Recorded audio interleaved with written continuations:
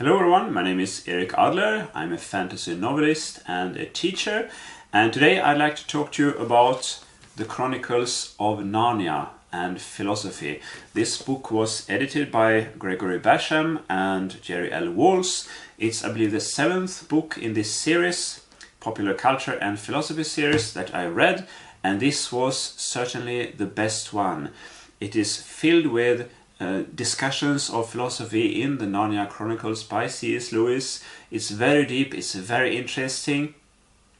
Of course, this is Christian philosophy. I am not myself a Christian, I must say, but it's still very interesting and really made me think.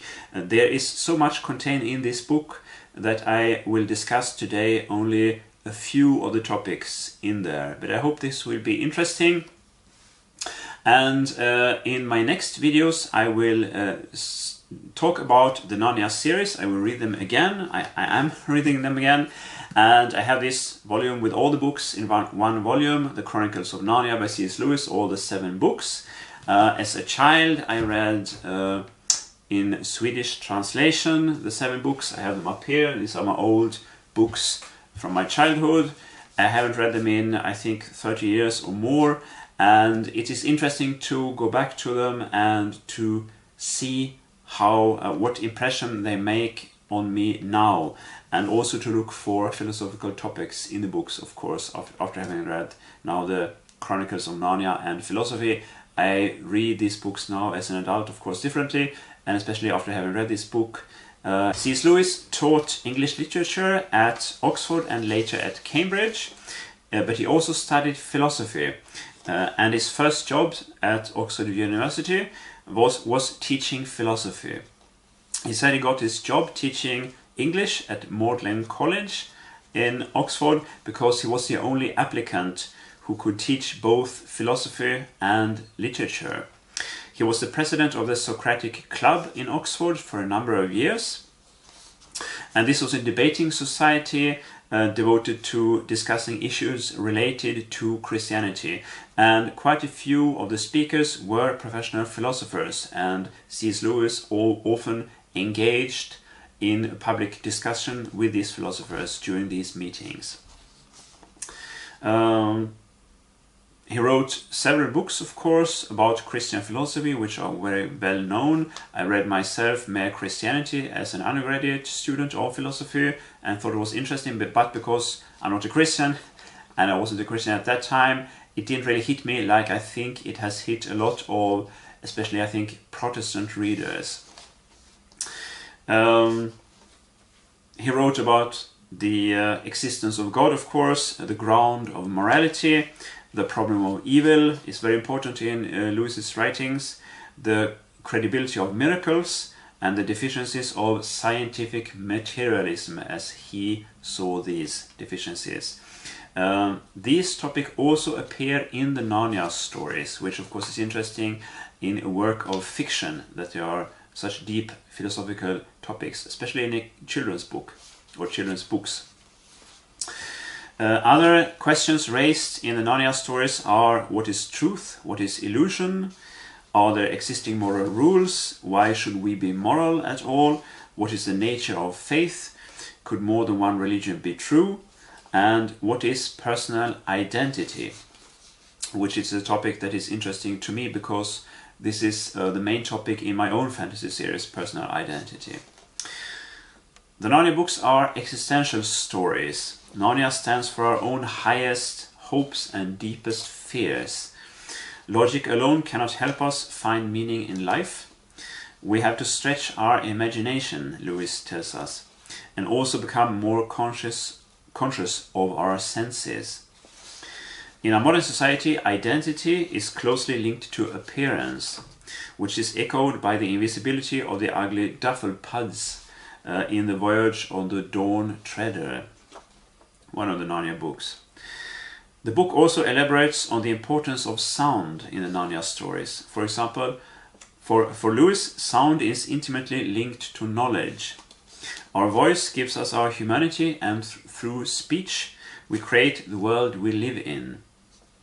The White Witch is unable to listen to others and to the world.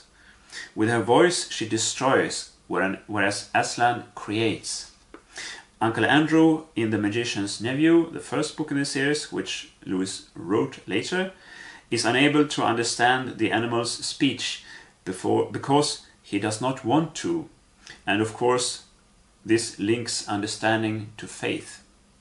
For Lewis, Uncle Andrew is not a responsible seeker of knowledge. Demanding absolute proof means choosing cunning before belief, which makes one unable to recognize goodness. This is one of the main themes in the final book in the series, The Last Battle. In The Silver Chair, the Green Witch says the sun is a dream. A lamp is a real thing, the sun is just a children's story. There is an obvious similarity here to Plato's allegory of the cave in his dialogue Republic. Of course, in reality, the lamp is a copy of the sun, not the son of the lamp. There are arguments for Christianity in the book that go beyond C.S. Lewis's texts, and a few of them seem fairly cheap, like turning Freud's claim that the image of God is taken from that of an earthly father on its head by claiming that God is the original father and all earthly fathers are copies. There is a certain religious arrogance shining through in a few of the essays in the book, turning argument into insincere apology. But fortunately, most of the authors escape this dead end. In ancient Greece, Hercules, the human son of Zeus, was for a time worshipped as a god, which sheds light on the need of men for a god that takes human form.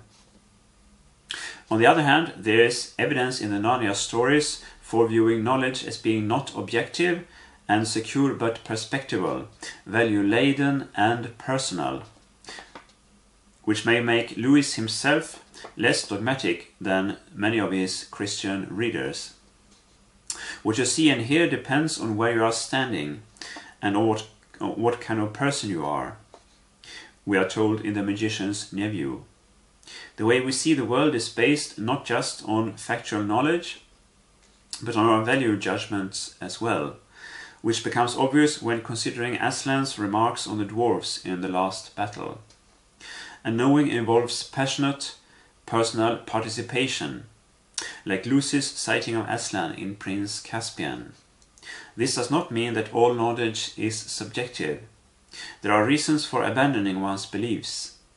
But Lewis's treatment of knowledge in the Narnia books as being deeply personal and perspectival should be a hint to religious fundamentalists and as to their limited perspective. These were my comments on the book The Chronicles of Narnia and Philosophy, The Lion, the Witch and the Worldview. I hope this was interesting. Of course, these are just a few of the topics discussed in the book.